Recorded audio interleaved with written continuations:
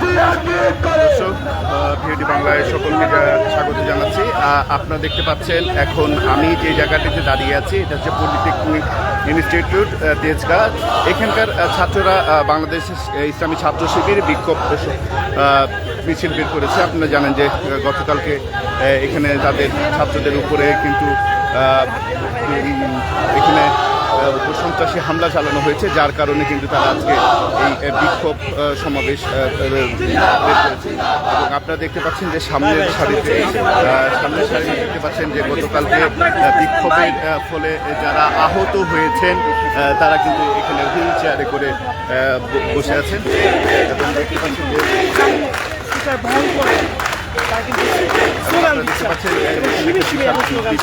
Polytechnic আছে, তারা কিন্তু এই বিক্ষোভ মিছিল বের করেছে এবং তারা বিভিন্ন ধরনের স্লোগানে কিন্তু আজকের এই বিক্ষোভ সমাবেশ বের করেছে।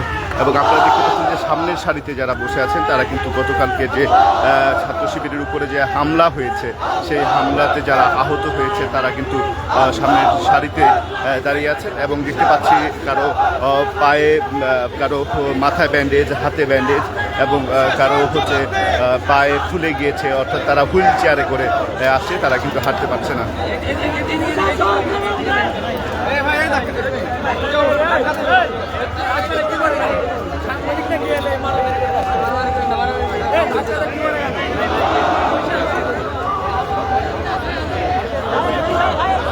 আরো দূরে আসতে হবে।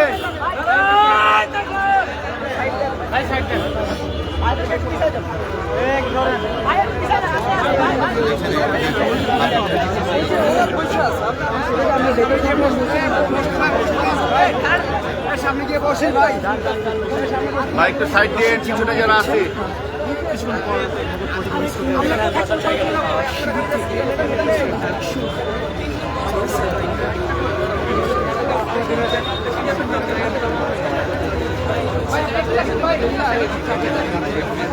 জায়গা নাই।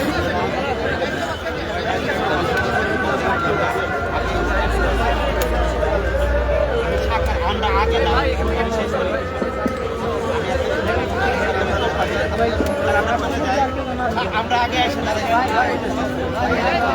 আসার বিষয় না, সবাই এটা চালিয়ে নিতে পারে, সবাই এটা ভুল করে। ভাই আপনাদের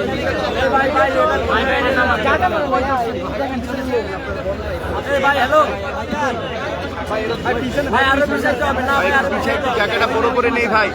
ভাই এখানে টাইম দিয়ে না ভাই,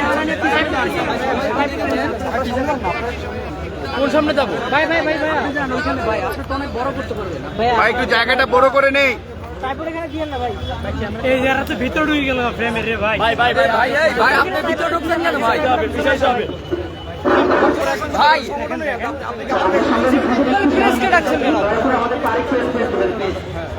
আমরা আপনাদের কাছে একটু আরেকটু আমাদেরকে দিলে ভালো হয়। একটু পিছাই, একটু পিছাই। দেখছেন ওই যে ছাত্রগুলো লাগান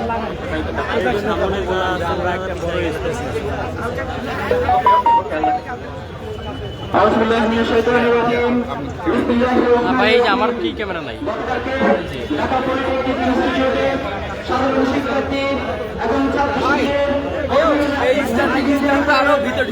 ভাই আপনি মাঝখানে যান, ইস্টার্ন ভাই আপনি সবার মাঝখানে যান। ছাত্ররা সিদ্ধ করে যে প্রচেষ্টা করা হয়েছে তার প্রতিবাদে আজকে আয়োজিত বাংলাদেশ ইসলামী ছাত্র শিবির ঢাকা মহানগর উত্তর কর্তৃক এই প্রতিবাদ বিক্ষোভ এবং সমাবেশে উপস্থিত সম্মানিত বন্ধুগণ, ছাত্র শিবিরের কেন্দ্রীয় নেতৃবৃন্দ, জনশক্তিবৃন্দ এবং ঢাকাবাসী, আসসালামু আলাইকুম ওয়া রাহমাতুল্লাহ।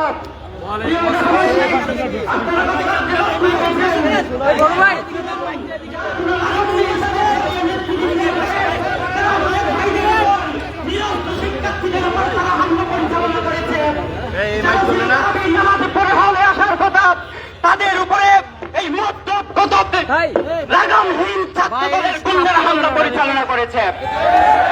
আমরা 5 আগস্টের পরে লক্ষ্য করেছিলাম এবং আকাঙ্ক্ষিত হয়েছিলাম যে আর কোন ক্যাম্পাসের মধ্যে ছাত্র দলের এই দুর্বৃত্ত পরায়ণ আমরা দেখব না, কিন্তু সুযোগের অভাবে 17 বছর অভিনয় করে দেওয়া ছাত্র দল আবার তাদের পুরনো কালচারে ফিরে এসেছে। তারা যদি আবার পুরনো কালচারে ফিরতে চায়, সন্ত্রাসীপনা দিয়ে ক্যাম্পাসগুলোতে অস্থিতিশীল রাজনীতি তৈরি করে রাখতে চাই, তাহলে সে অস্থিতিশীল রাজনীতির কবর রচনা করে ছাত্রদের জন্য নিরাপদ ক্যাম্পাসে প্রতিষ্ঠা করার সংগ্রামের জন্য আমরা আমাদের জীবনে বাজি রেখে লড়ে যাব ইনশাআল্লাহ।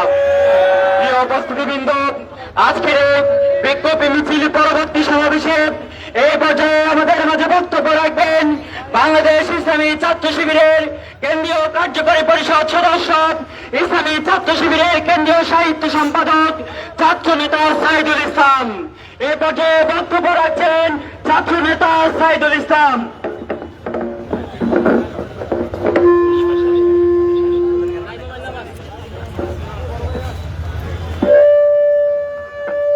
আউযু বিল্লাহি মিনাশ শাইতানির রাজীম। বিসমিল্লাহির রহমানির রহিম। সংগ্রামী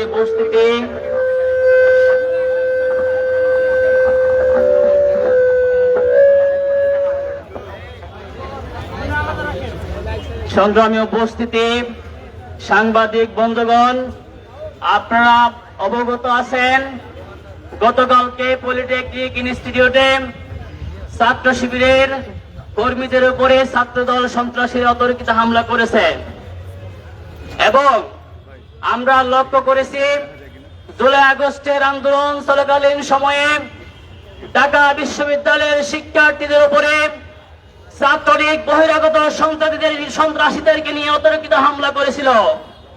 তারই একই কায়দায় এই পলিটেকনিক ইনস্টিটিউটে গতকালকে বহিরাগত সন্ত্রাসী নিয়ে আক্রমণ করেছে।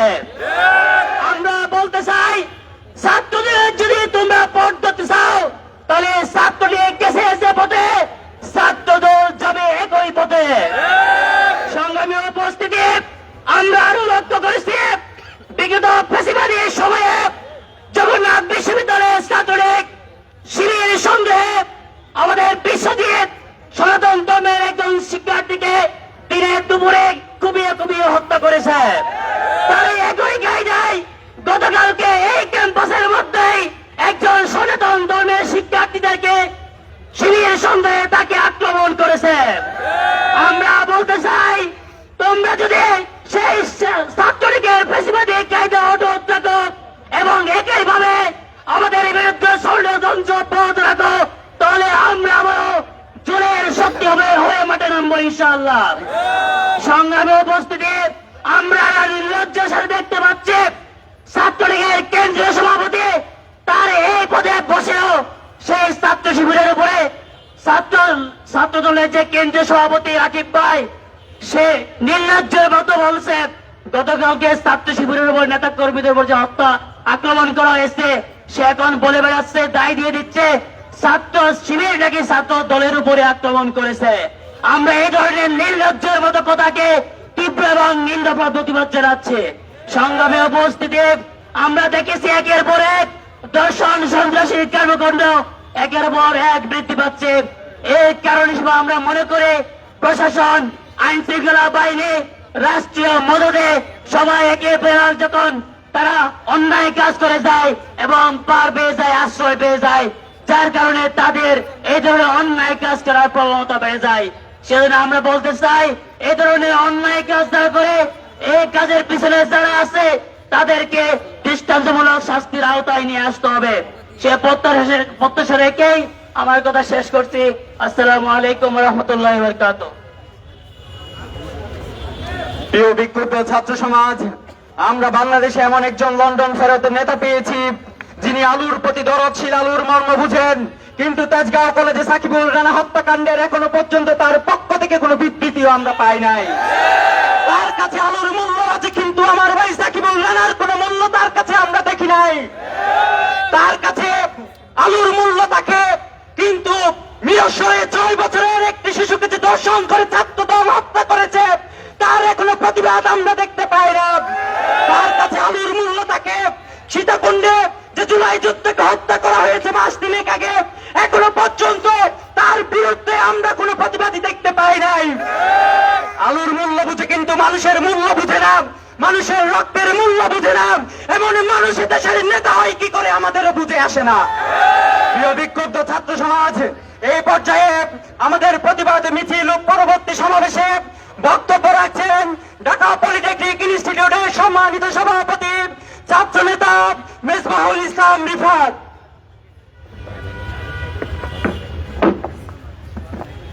বিসমিল্লাহির রহমানির রহিম। সম্মানিত উপস্থিতি এবং সাংবাদিক বন্ধুরা, আসসালামু আলাইকুম ওয়া রাহমাতুল্লাহি ওয়া বারাকাতুহু।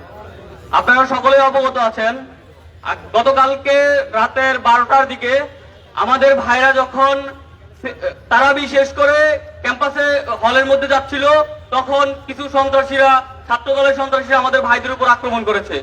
তারা নির্লজ্জের মতো দেশীয় অস্ত্র দিয়ে আমাদের ভাইদের উপর অ্যাটাক করেছে। আমাদের ঘুমন্ত ভাইদের উপর হলের রুমে রুমে গিয়ে আমাদের রুমগুলো তছনছ করে ফেলেছে। আমাদের বিভিন্ন ল্যাপটপ, টাকা, মোবাইল সব চুরি করে নিয়ে গেছে।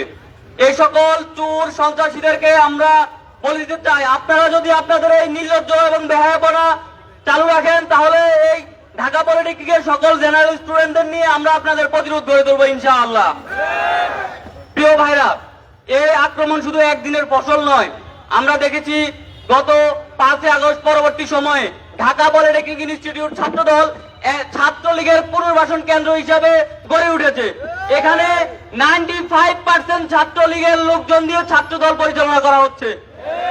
তাদের নিজস্ব কোনো রাজনীতি এখানে নেই, তাদের কোনো লোকবল নেই। তারা এই জন্য ছাত্রলীগ থেকে ধার করে ছাত্রদল চালাচ্ছে। এই ছাত্রদল, এই ছাত্রলীগ গুলো ছাত্রদলের কমান্ডো মানে না, এরা তাদের সভাপতির কমান্ডো মানে না, এরা নিজের মতো ছাত্রলীগের এজেন্ডা বাস্তবায়ন করার জন্য এখানে পড়ে আছে। আমরা দেখেছি 5 আগস্ট পরবর্তী সময়ে এই ক্যাম্পাসে অনেক রকম দুর্ঘটনা ঘটেছে, কিন্তু আমরা ক্যাম্পাস প্রশাসনকে প্রত্যেকবার চিঠি দিয়ে এগুলো বলেছি, কিন্তু ক্যাম্পাস প্রশাসন কার ইঙ্গিতে নিশ্চুপভাবে বসেছিল তা আমাদের মাথায় ধরে না।